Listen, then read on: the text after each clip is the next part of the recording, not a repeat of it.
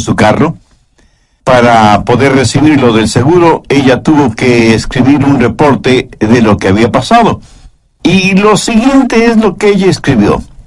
Estaba retrocediendo con mi carro y no me di cuenta que había salido del asfalto y estaba sobre el césped del jardín. Crucé el césped, derrumbé una cerca de plantas, tumbé un tarro con basura y destruí el poste del buzón. Me salí de la acera y fui a chocar contra un automóvil de mi vecino y entonces me di cuenta que había perdido el control de mi vehículo. Muchas personas están fuera de control y ni siquiera lo saben. Y el estar fuera de control es lo que la Biblia llama las obras de la carne, porque o las obras del Espíritu o las obras de la carne controlarán nuestra vida. Por favor, busque Gálatas 5:19 y manifiestas son las obras de la carne. Espero que entienda que cuando la Biblia habla de las obras de la carne, no hace referencia a nuestro cuerpo físico, sino a nuestra naturaleza adámica, o sea, a nuestra naturaleza pecaminosa, que todos nosotros la heredamos desde nuestros antepasados. ¿Cuáles son las obras de la carne? Desde el verso 19 tenemos una larga lista de las obras de la carne, comenzando con adulterio. Y adulterio significa unión sexual con otra persona que no es su cónyuge. Y cuando usted vive en adulterio, vive bajo el control de la carne, o sea, vive una vida descontrolada. Segundo, fornicación. Y la fornicación es sencillamente cualquier actividad sexual antes del matrimonio. La Biblia enseña sin dudas, sin titubeos, sin apologías y sin equivocación. Enseña la castidad prematrimonial y la fidelidad matrimonial. Cualquier persona que vive una vida de fornicación, vive una vida descontrolada. Tercero, inmundicia. Aquí específicamente se refiere a pensamientos sucios, impuros, depravados. Una persona que lee o se deleita mirando pornografía o películas explícitamente sexuales o cosas por el estilo, es una persona que vive en la inmundicia de las obras de la carne, o sea que vive una vida descontrolada. Cuarto, lascivia. Aunque esa es una palabra que no se la usa frecuentemente, literalmente significa falta de control o lo que podríamos llamar sensualidad. El vivir para los sentidos. Y esto no es necesariamente sexual. Puede ser la borrachera, la glotonería, o sea, un desordenado deseo por la comodidad, la ociosidad, el complacer a sus 5 sentidos, dejar que ellos controlen su forma de vivir. Eso también es una vida descontrolada. Quinto, idolatría. Y usted me dirá, pastor, nosotros somos gente moderna, civilizada. Nosotros no somos idólatras. Permítame hacer una pregunta. ¿Qué es un ídolo? Ídolo es cualquier persona o cosa que para usted es más importante que Dios. Cualquier cosa a la que ame más, tema más y sirva más que a Dios, eso es un ídolo.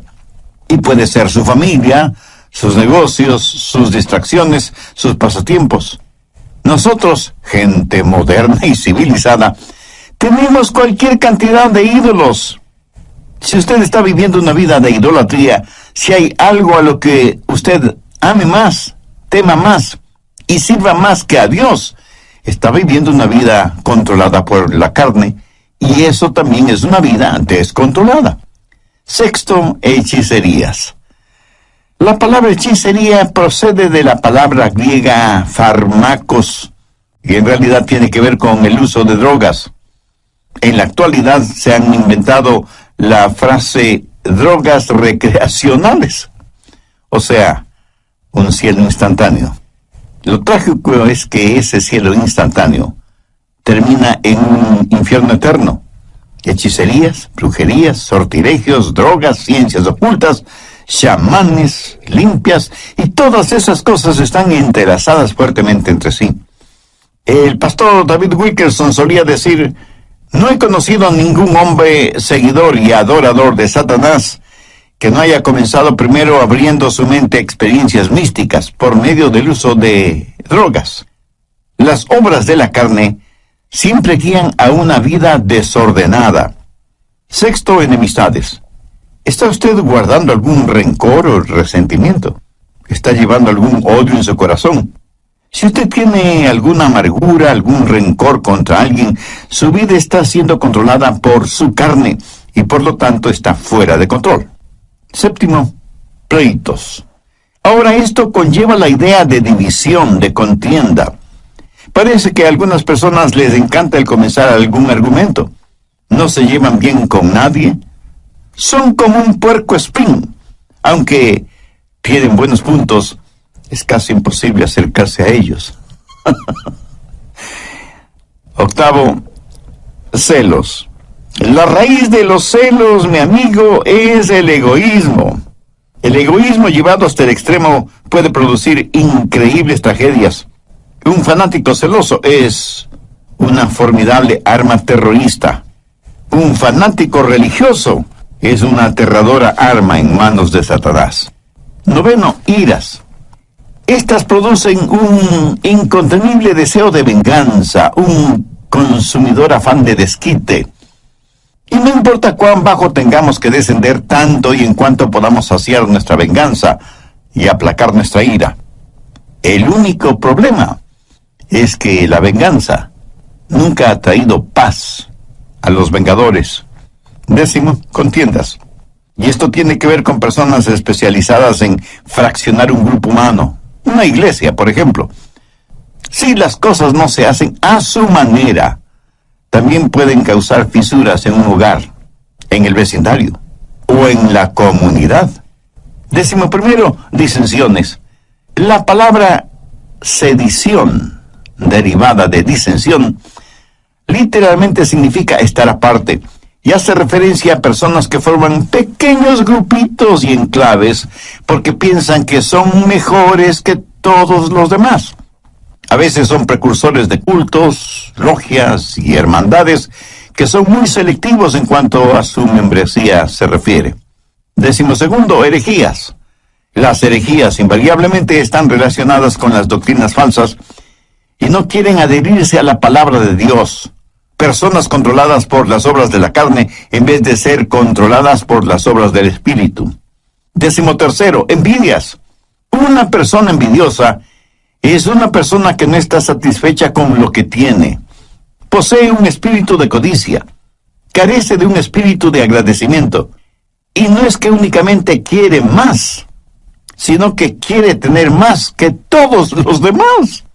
Décimo cuarto, homicidios. Y no faltará quien inmediatamente pensará, qué bueno que yo no soy un asesino.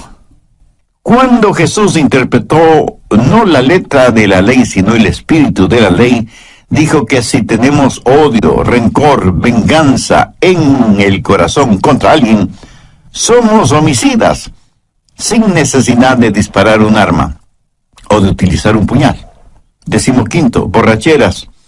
Esto no hace referencia al hecho de beber cerveza o licores hasta perder el sentido, sino a la realidad de que nuestra mente ha sido narcotizada, insensibilizada. Significa que tiene un impedimento en su capacidad mental. Así como el alcohol y las drogas son un impedimento moral y ético para quienes usan esos venenos. Décimo sexto, orgías. Hay gente que parece que están de fiesta todo el tiempo. Fiesta en el sentido mundano, tratando de silenciar la voz de sus conciencias, tratando de escapar de la realidad, hundiéndose en las indulgencias de los entretenimientos, incapaces de no tener nunca un pensamiento serio, puro, agradable. Las orgías no son solo materiales, sino también intelectuales y espirituales. Pablo termina esta lista diciendo, y cosas semejantes a estas. Está diciendo que todas estas son señales de una vida no controlada por el Espíritu, o sea, una vida fuera de control. ¿Cuál es el resultado? Tiempo perdido, cuerpos debilitados, pensamientos torcidos y vidas totalmente destrozadas. Gálatas 5:22 dice, mas el fruto del Espíritu es amor, gozo, paz, paciencia, benignidad, bondad, fe, mansedumbre, templanza. Contra tales cosas no hay ley. La palabra templanza significa estar bajo control. pero en este caso, estar bajo control del Espíritu Santo. Mi amigo, mi amiga, ¿quién está en control de su vida? Al respecto, hay algunas cosas importantes que debemos saber. Primero, cómo vivir una vida controlada por el Espíritu. Gálatas 5:13. Porque vosotros, hermanos, a libertad fuisteis llamados, solamente no uséis la libertad como ocasión para la carne, sino servíos por amor los unos a los otros. Y en el siguiente versículo, Pablo nos dice cuál es el estándar del amor. Porque toda la ley en esta sola palabra se cumple. Amarás a tu prójimo como a ti mismo. Ese es el estándar legal. Y si queremos saber si estamos viviendo una vida de acuerdo a los parámetros de Dios, solo tenemos que hacernos la pregunta, ¿amo a los demás como me amo a mí mismo? El estándar de una vida autocontrolada o una vida controlada por el Espíritu es la ley. Pero la medida de eso es el amor. Hay tres maneras de mirar esto de la ley. Algunos ven la ley como su enemiga.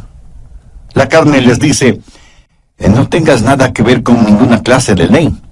La carne no quiere que nadie ni nada le sujete. Quiere hacer lo que le plazca. Eso es lo que se llama libertinaje. Otras personas miran a la ley como su amo. Y Pablo predica contra eso porque quienes viven bajo la ley están siempre luchando, pero nunca alcanzan la victoria. Saben lo que dice la ley. Saben que la ley es buena y justa, y por eso tratan de vivir bajo la ley, aunque eso les cueste la vida. Y quienes viven de esa manera, bajo la ley, son legalistas. Recuerde que la vida cristiana no es una relación de ley, sino una relación de amor. Muchos viven vidas de negativismo y ven a la ley como su amo. Gálatas 5:1. Estad pues firmes en la libertad con que Cristo nos hizo libres, y no estéis otra vez sujetos al yugo de esclavitud. Bueno, ¿y cuál es el yugo de esclavitud? Es el del esfuerzo propio. Cuando usted ve a la ley como su amiga, eso es libertad. Y tenemos tres opciones: libertinaje, legalismo o libertad.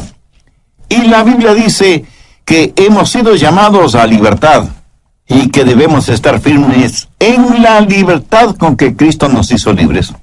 Ahora escúcheme atentamente. Libertad no es hacer lo que se nos antoja. Nadie es verdaderamente libre hasta que no sepa lo que es control.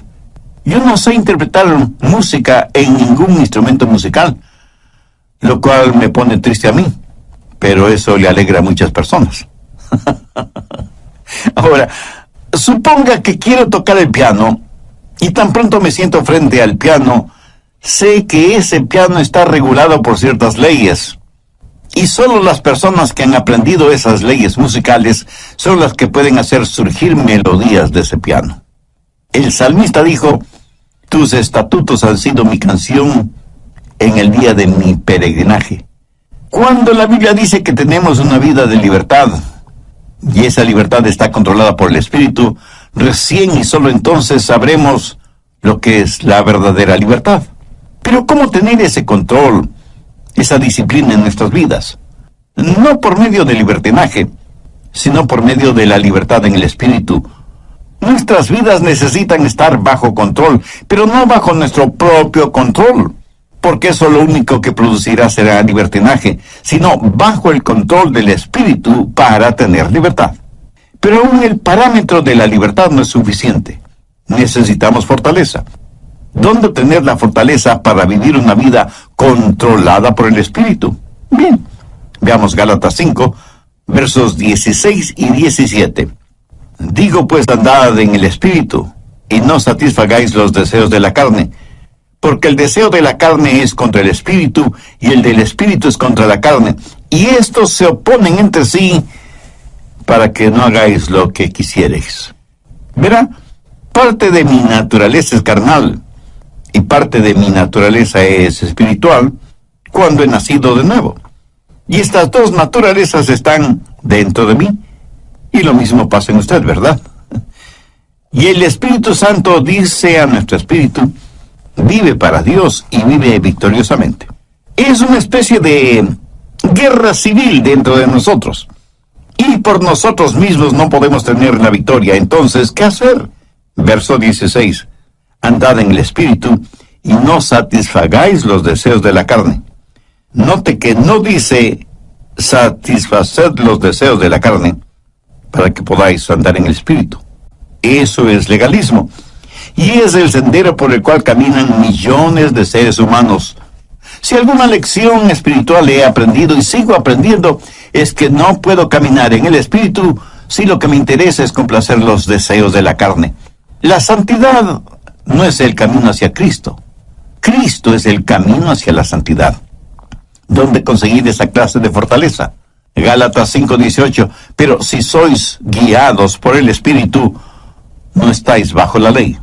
El ser guiados por el Espíritu significa que yo voluntariamente busco la guía del Espíritu porque quiero caminar voluntariamente en el Espíritu. El estándar de la ley de Dios se manifiesta en el amor, y la fortaleza para esto es si caminamos en el Espíritu. Por lo tanto, la vida controlada por el Espíritu es el caminar en el Espíritu. Y todos sabemos lo que significa caminar, ¿no es cierto? Pero pensemos sobre esto un poquito más. Primero, el empezar a caminar. Un viaje de 1 kilómetro o de miles de kilómetros empieza con un paso. Voy a caminar de aquí hasta allá. Ahora, el comenzar a caminar es un acto de mi voluntad. Pero escúcheme, la vida controlada por el Espíritu, la vida espiritual disciplinada, no se vive por el poder de la voluntad, sino que se la vive por el poder del Espíritu Santo. Pero usted debe decidir. Y yo no puedo decidir por usted. Nadie, absolutamente nadie puede decidir por usted. Es algo que solo usted puede decidir. Y puede decir, voy a vivir guiado por el Espíritu. Veamos Efesios 5:18. No os embriaguéis con vino, antes bien sed llenos del Espíritu. ¿Por qué Dios dijo por medio de Pablo que no debemos embriagarnos con vino y que más bien seamos llenos del Espíritu Santo? Porque quiere darnos no solo un contraste, sino también una comparación. Porque ser llenos del Espíritu es como estar embriagados con vino. El hombre puede decidir qué es lo que va a beber. Esa es su decisión. Pero una vez que decide qué beber, lo que bebe toma control de él. ¿Lo entiende? Cuando está borracho, está bajo la influencia, bajo el control de aquello que bebió. Así que por un acto de su voluntad, usted decide ser lleno del Espíritu.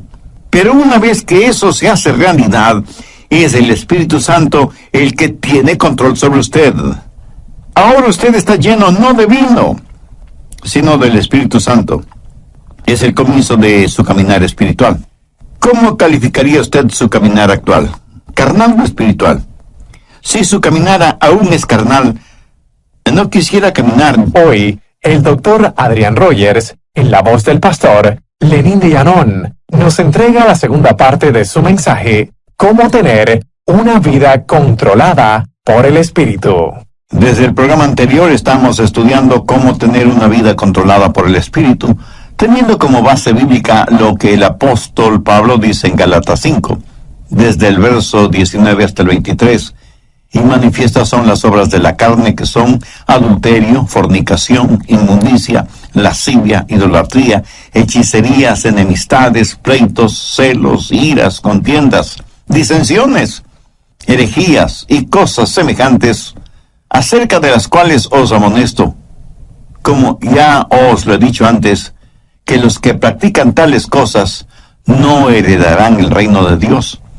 Mas el fruto del Espíritu es amor, gozo, paz, paciencia, benignidad, bondad, fe, mansedumbre, templanza.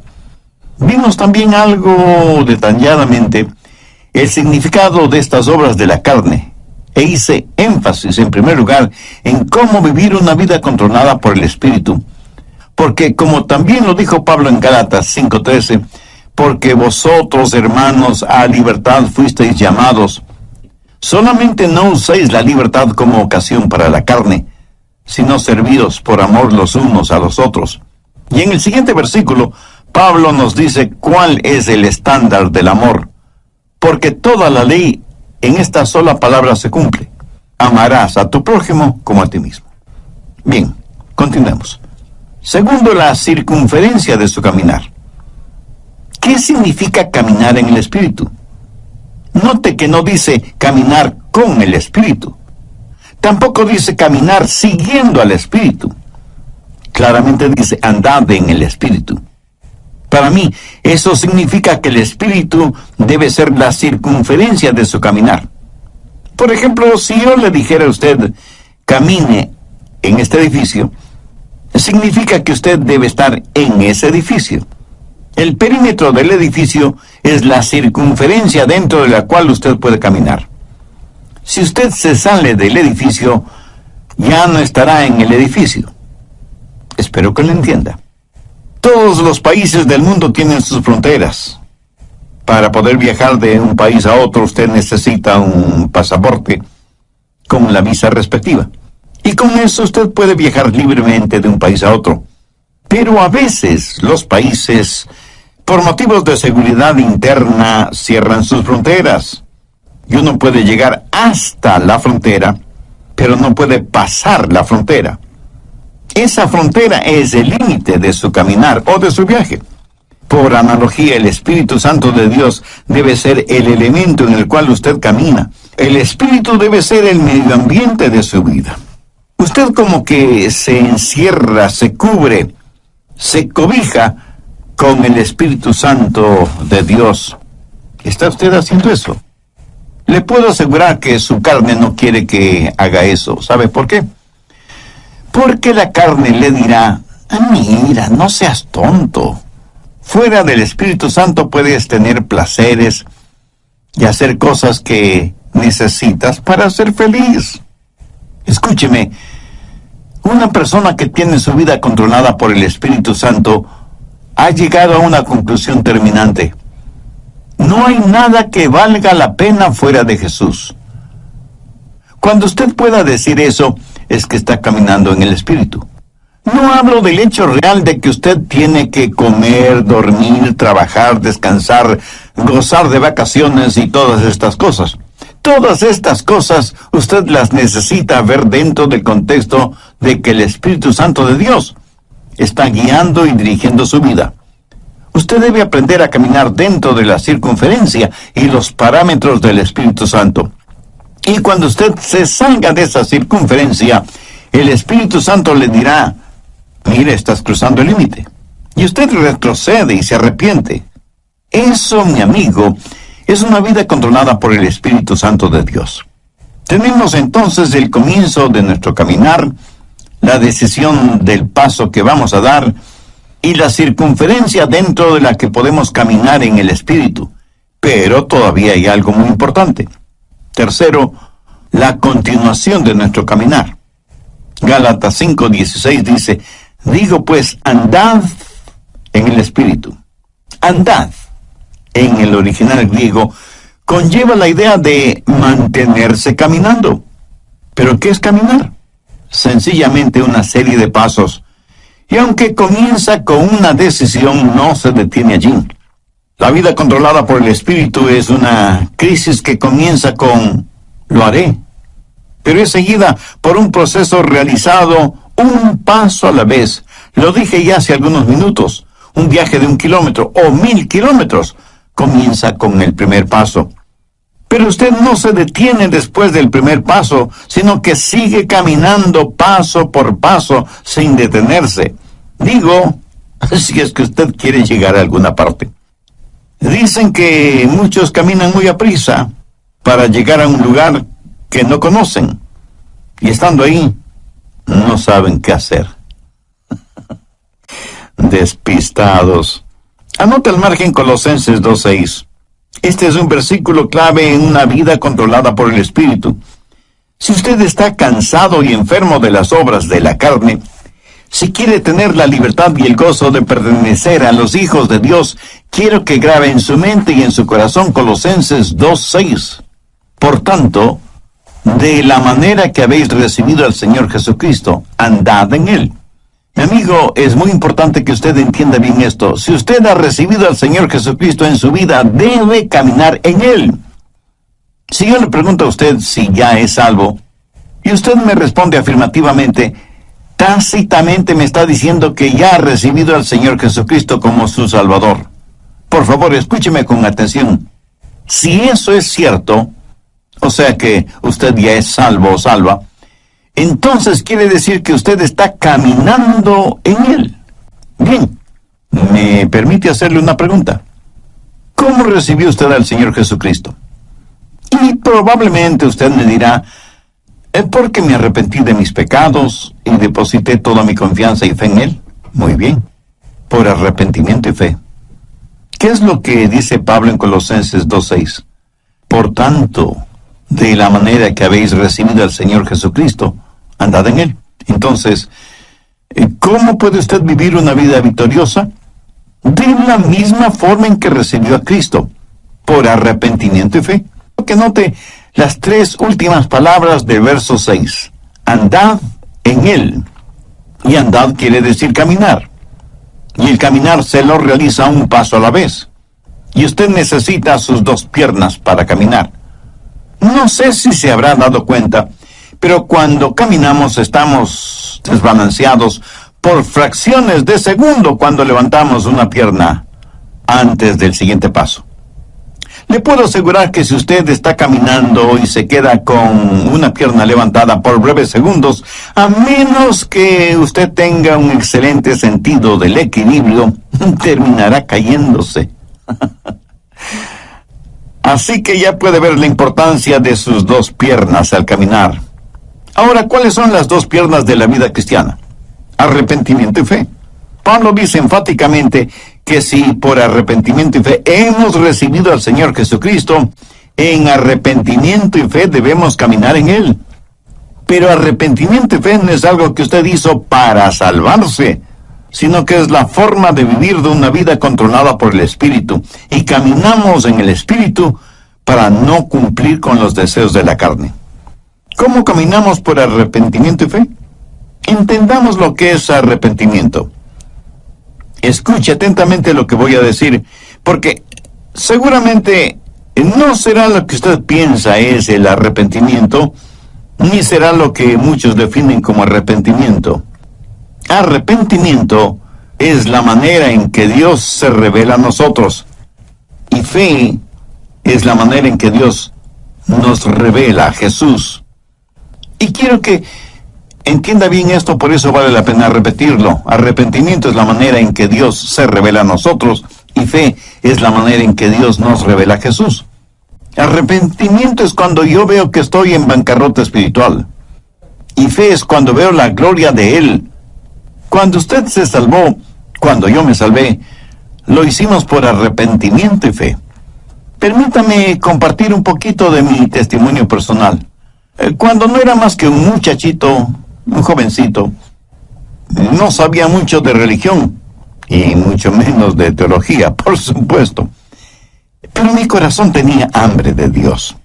Luego escuché a un pastor predicando el mensaje de salvación y diciendo que solo en Jesucristo podríamos ser salvos. Hice esa decisión y le entregué mi corazón y mi vida al Señor Jesucristo.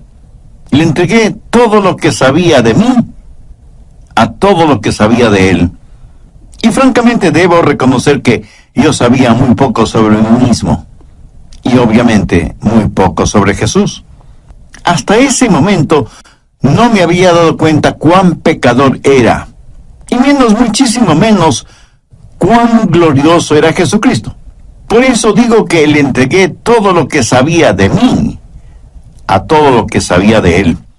Pero desde entonces aprendí mucho acerca de mí. Y lo que aprendí acerca de mí no era muy agradable, que digamos. Y aprendí mucho acerca de Jesús, y Él es mejor, muchísimo mejor de lo que yo pensaba que era. Y porque recibí a Cristo con arrepentimiento y fe, comencé a caminar en Él. ¿Sabe por qué? Porque cada día aprendo más sobre mí. Y mientras más aprendo sobre mí, más tengo de qué arrepentirme. Pero también aprendo más sobre Él. Y mientras más aprendo acerca de Él, más y más confío en Él. ¿Lo entiende? Arrepentimiento y fe. A lo mejor a veces usted piensa, creo que realmente no soy salvo, porque si fuera salvo, ¿por qué tengo esta gran convicción de mi pecado? Mi amigo, usted tiene esa gran convicción de su pecado precisamente porque es salvo y está aprendiendo.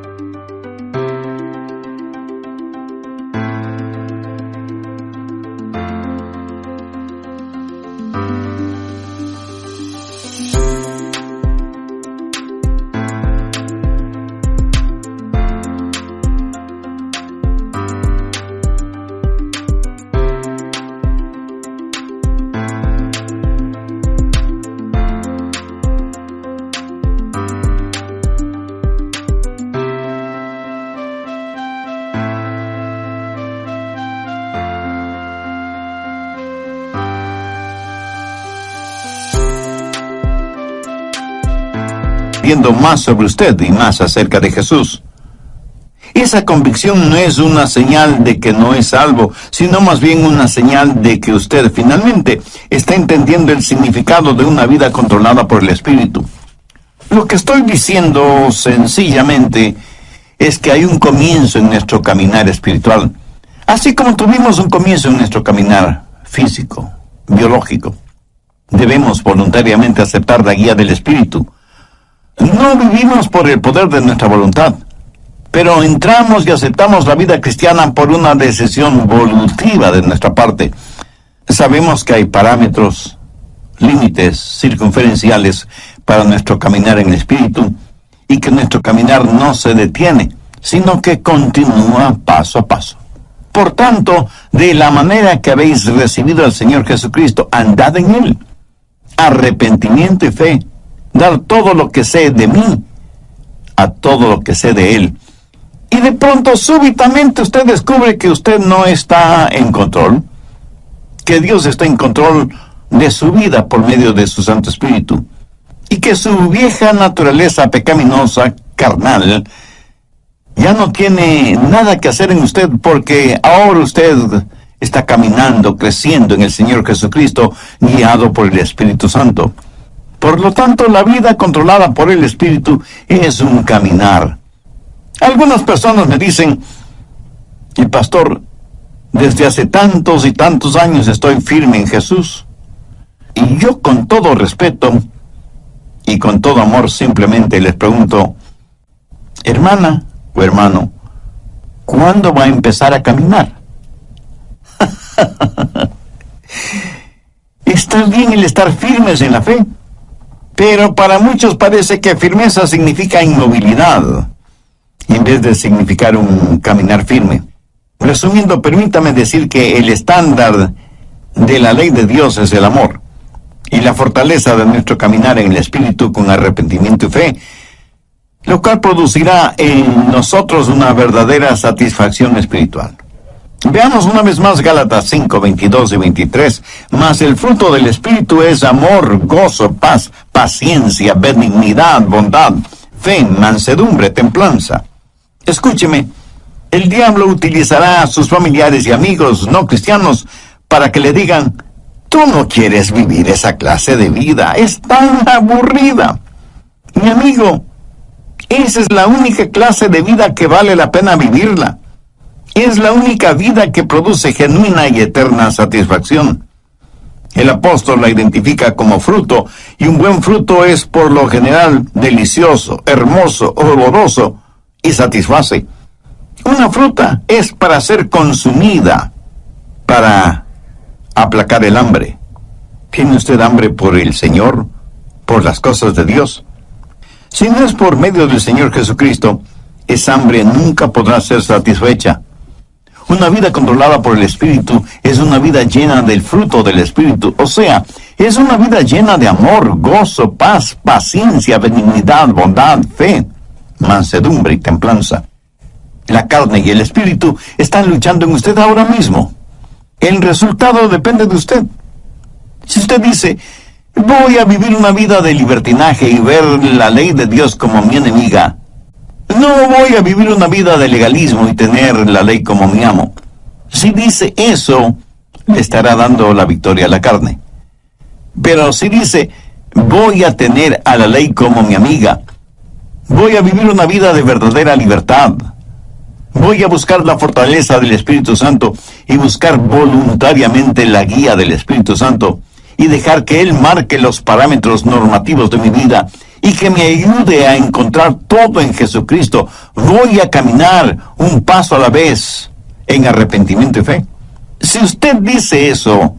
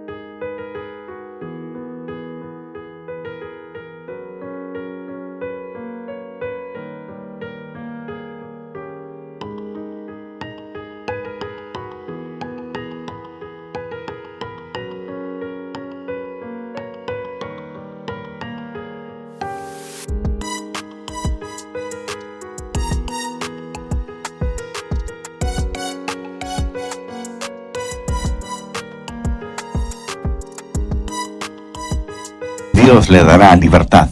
La libertad con que Jesucristo quiere hacerle libre. Y si hay alguna disciplina de su parte, no piense que la disciplina es restrictiva. Ninguna persona es más libre que aquella que vive una vida controlada por el Espíritu. Si usted que me está escuchando ahora mismo no es una persona ya salvada, ¿por qué no deja que Dios tome el control de su vida? ¿Por qué no ser de Jesús su mejor amigo? ¿Por qué no elevar su corazón a Dios este mismo instante y le dice, Dios, sé que soy pecador y estoy perdido espiritualmente. Necesito ser salvo y quiero ser salvo. Señor Jesús, tú moriste en la cruz para salvarme y prometiste hacerlo si deposito mi fe y mi confianza en ti. Pues este mismo momento, por fe, te invito a que vengas a morar en mi corazón y seas mi Salvador y mi Señor. Te entrego el control total de mi vida y